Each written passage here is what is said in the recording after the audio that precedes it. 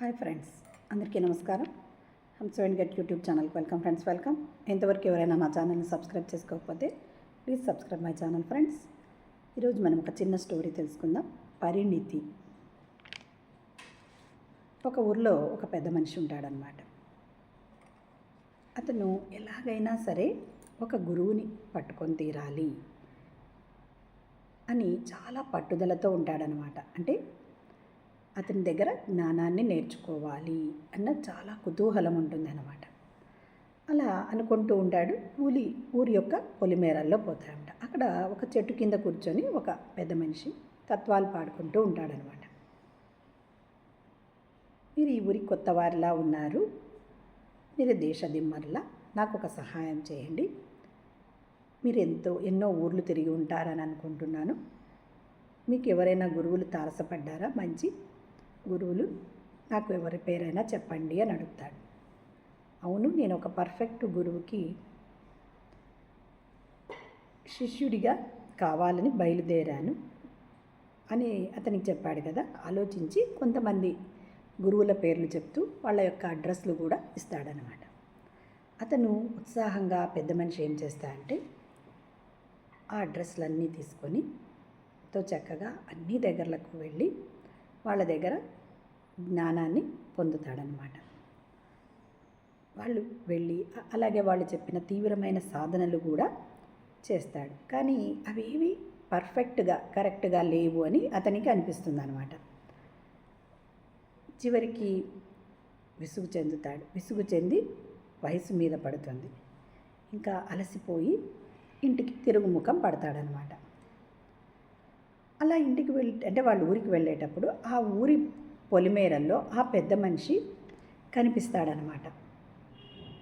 అక్కడ ఒక పచ్చని చెట్టు కింద కూర్చొని ఉంటాడు కదా ఒక పెద్ద మనిషి. చాలా ఆధ్యాత్మిక శోభ అతని ముఖంలో ఉట్టిపడుతూ ఉంటుందన్నమాట.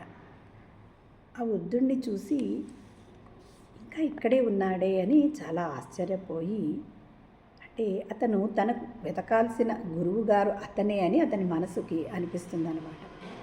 అతని పాదాలపై వ్రాలిపోయి, నేను వెతుకుతున్న గురువు ఎవరో కాదు, ఎందుకు మీరు ముందే నాకు చెప్పలేదు?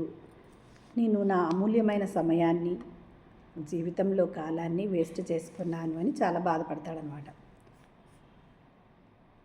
కానీ నువ్వు ఇప్పుడు చక్కగా అనుభవ పాఠాలు ప్రతి వారి దగ్గర నేర్చుకున్నావు. ఇప్పుడు పరిణితి చెందావు. నీకు ఎవరు కావాలి, ఎలాంటి గురువు కావాలి అని పరిణితి చెందావు. కాబట్టి ఇప్పుడు చక్కగా ఆ సమయం వచ్చింది, అందుకు నీకోసమే నేను ఎదురు చూస్తూ ఉన్నాను అని అతనికి చెప్తాడనమాట. అంటే చూడండి ఫ్రెండ్స్, ఆ పచ్చని చెట్టు, ఆ పెద్ద మనిషి, ఆ చెట్టు కిందే మేమిద్దరము నీకోసమే ఎదురు చూస్తూ ఉన్నాము అని అతన్ని హక్కున చేర్చుకుంటాడనమాట. అంటే ఈ కథ యొక్క నీతి ఏమిటి అంటే ఫ్రెండ్స్, ఈ సృష్టిలో అంటే ఈ యూనివర్స్లో మన గుమ్మంలోనే మన కోసం అన్నీ ఎదురు చూస్తూ ఉంటాయి. కానీ వాటిని మనం గుర్తించగలిగే పరిణితిని సంపాదించుకోవాలి. అప్పుడే మనకు ఏవైనా తెలుస్తాయి. అవునా ఫ్రెండ్స్? Thank you. మరి అలాగే ధ్యానం ఎలా చేయాలి?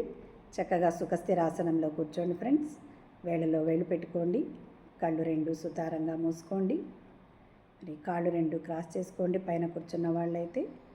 మరి చక్కగా మన శ్వాసను గమనించండి. సహజమైన శ్వాసను అలా గమనిస్తూ ఉంటే మనము ఆలోచనారహిత స్థితికి చేరుకుంటాం.